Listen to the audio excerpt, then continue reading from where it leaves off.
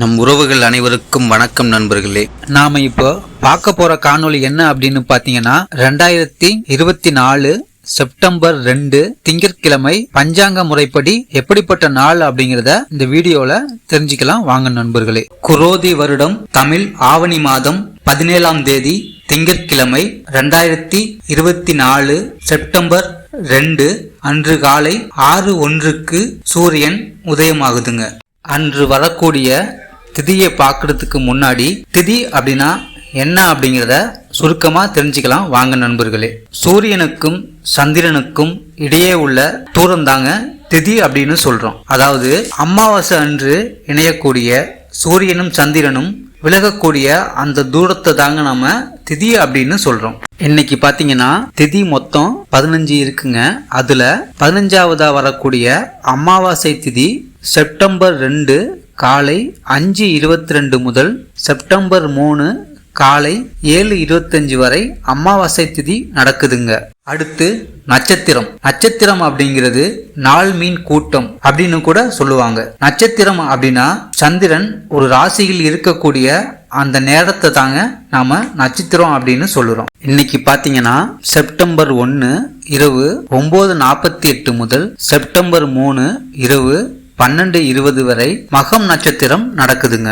அடுத்து யோகம் அப்படின்னா சூரியன் சந்திரன் இவற்றின் இருப்பிடங்களின் கூட்டுத்தொகையை 33 டிகிரி 20 செல்சியஸ் அளவால் அதிகரிக்கப்படுவதற்கான காலப்பகுதியை நாம் யோகம் அப்படின்னு சொல்றோம்.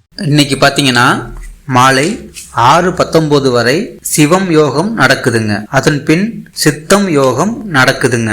அடுத்து கரணம் அப்படின்னா திதியை 2ஆக பிரித்து அதில் வரக்கூடிய ஒரு பகுதியை ஒரு கரணமாகவும் மற்றொரு பகுதியை மற்றொரு கரணமாகவும் பார்க்கப்படுதுங்க. இன்னைக்கு பாத்தீங்கன்னா மாலை 6:21 வரை சதுஸ்பாதம் கரணம் நடக்குதுங்க.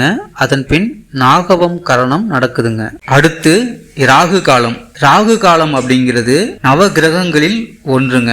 அசுர பாம்பு உடம்புடன் கூடிய ஒரு அசுரர் ராகு அப்படின்னு சொல்லுறாங்க. இன்னைக்கு பாத்தீங்கன்னா காலை 7:33 முதல் 9:04 வரை ராகு காலம் நடக்குதுங்க. அடுத்து யமகண்டம் அப்படிங்கிறது தலைக்கு மேல் கத்தி உடம்புக்கு கீழ் நெருப்பு இப்படிப்பட்ட ஒரு அமைப்பு தாங்க யமகண்டம் அப்படின்னு சொல்லுறோம். இன்னைக்கு பாத்தீங்கன்னா காலை 10:36 முதல் மதியம் 12:08 வரை யமகண்டம் நடக்குதுங்க. அடுத்து நல்ல நேரம் அப்படிங்கிறது சுப கிரகங்களின் பார்வை பூமியில் படும் அந்த நேரத்தையே நாம சுப முகூர்த்தமான நல்ல நேரம் அப்படின்னு சொல்லுறோங்க.